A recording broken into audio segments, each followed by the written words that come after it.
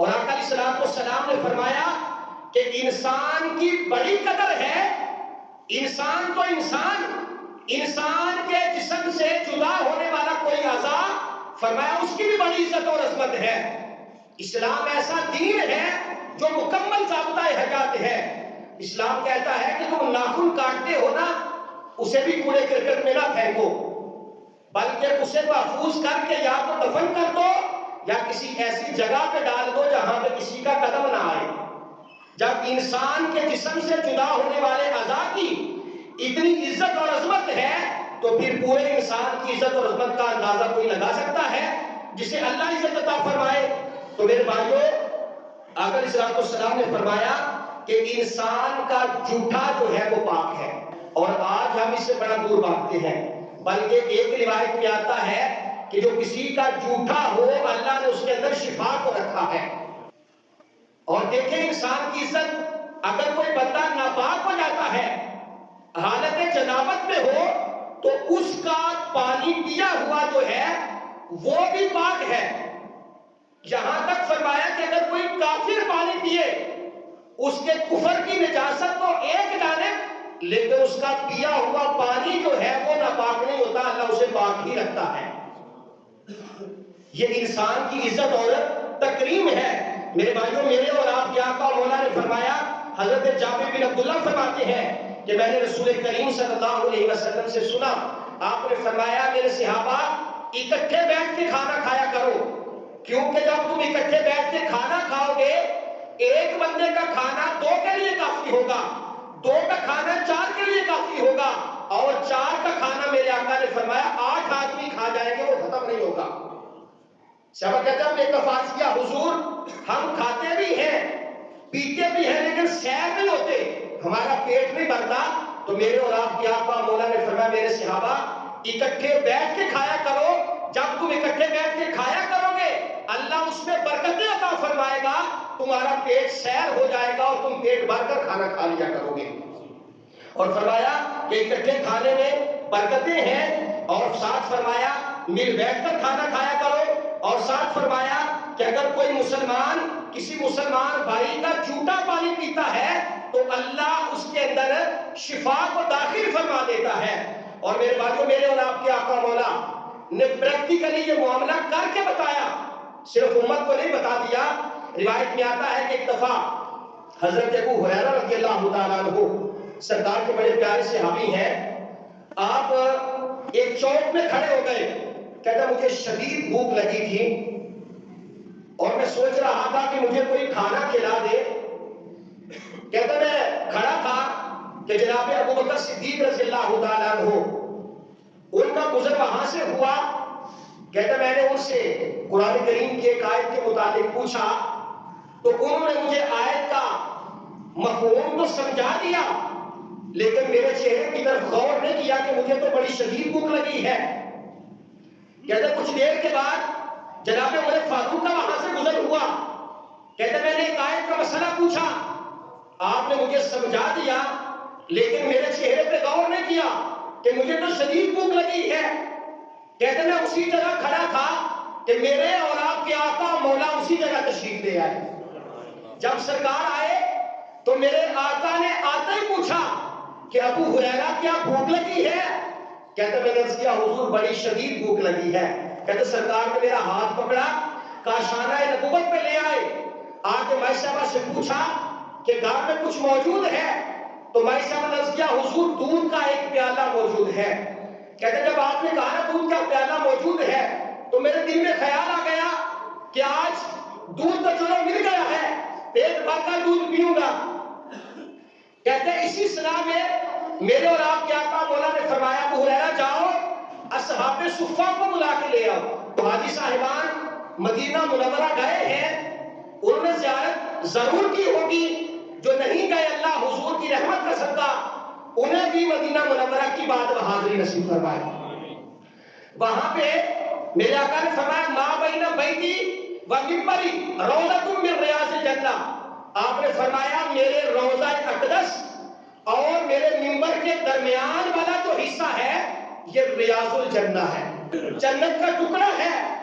وہ ایسی جنت ہے کہ فرمایا قیامت کے دن اللہ تعالیٰ ساری کائنات کو ریزہ ریزہ فرما دے گا، لیکن جو ریاض الجنہ اور نبی کریم صلی اللہ علیہ وسلم کا روضہ مبارک ہے، اللہ تعالیٰ اسی حالت میں اسے آسمانوں پہ اٹھا لے گا اور اس جنت کو جنت کے اندر رکھ دیا جائے گا۔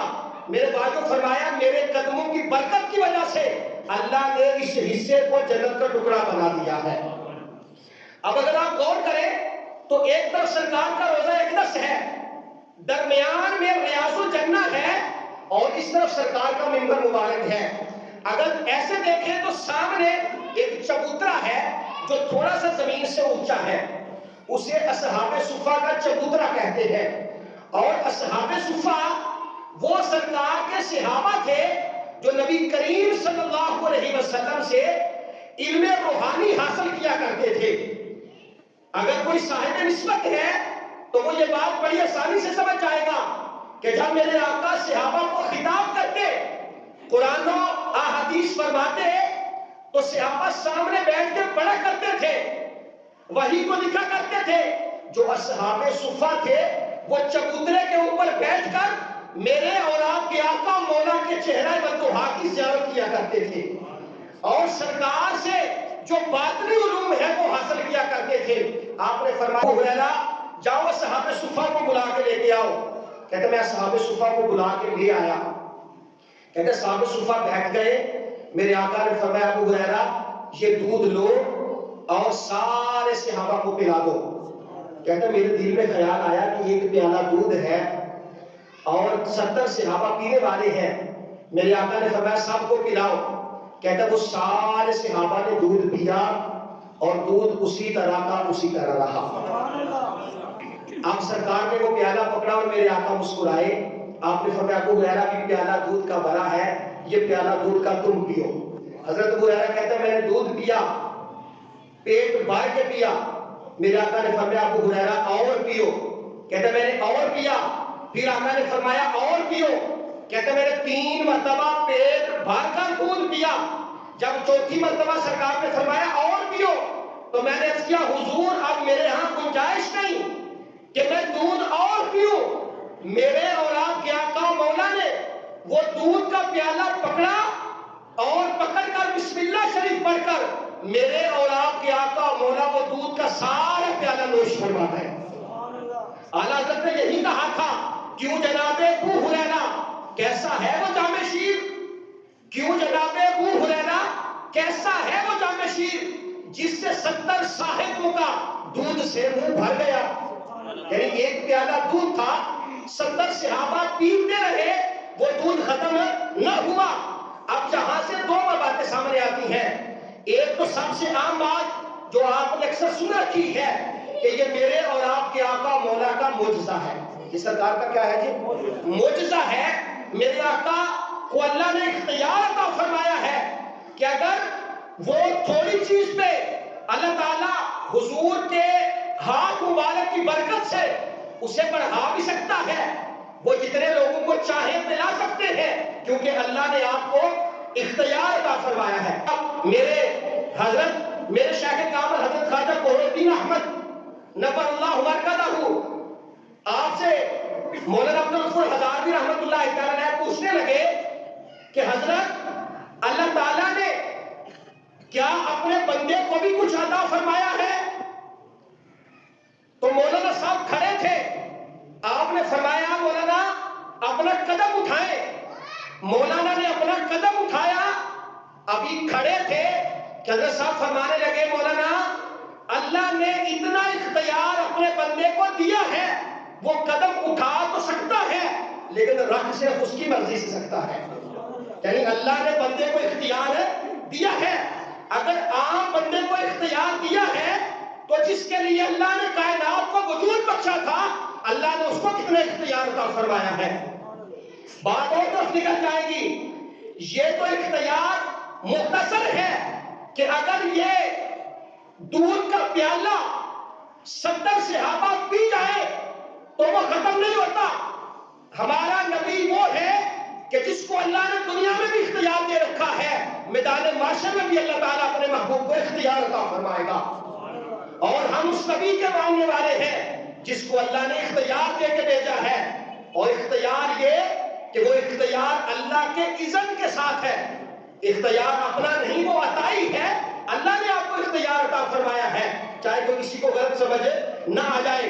تو میرے بھائیوں، ایک بات تو یہ کہ سرکار کا معجزہ ہے، دوسری بات یہ سامنے آتی ہے کہ میرے اور آپ کے آقا مولا جو کائنات کے سردار بھی ہیں، 1,24,000 انبیاء کے امام بھی ہیں، پھر بھی آپ 70 صحابہ کا جھوٹا دودھ نوش فرما رہے ہیں۔ جس پیالے سے 70 صحابہ نے دودھ پیا، میرے آقا اسی پیالے سے دودھ جو ہے وہ نوش فرما رہے ہیں۔ میرے بھائیوں، سرکار نے اپنی عملی زندگی سے یہ ثابت کیا کہ مسلمان کو مسلمان انسانیت کا بھی بڑا احترام ہے۔ 2 صحابہ قادسیہ میں بیٹھے ہوئے تھے، جب قادسیہ فتح ہوا تو ایک جنازہ گزرا تو وہ دونوں صحابہ کھڑے ہو گئے۔